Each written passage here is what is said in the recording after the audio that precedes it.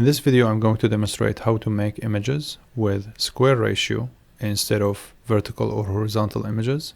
This way, when I import them into Maya or any 3D software, I don't have to worry about making a plane that matches precisely their aspect ratio. I can simply go to Maya and create a plane with square aspect ratio. We have one of two options, and it depends on the case. We would go with either one of them. The first one would be to crop the image. The problem with this case is that if we have the data of the image saved in a vertical way, meaning if this was really tall and the image was vertical, then in that case cropping wouldn't really do the work. The other scenario would be to go with this approach, where I would simply make the canvas bigger in a way that it would stay square and it would host all that image without any issues.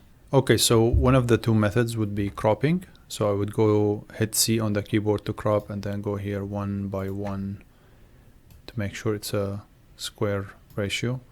And I can just crop all of them this way. The other thing, if you couldn't really, like, what if the image had all the information and just really tight on the frame in a way that you couldn't really crop it?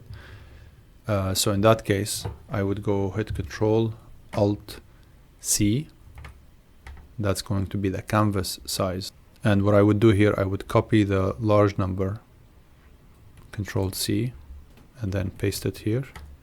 And this is going to make sure that when you save this, it's going to be square without really damaging or cutting away anything from the image. So this is a process I highly recommend. So one of these two processes would be the right way to go, but I strongly recommend at least knowing about this method, because it may save you a lot of work and effort.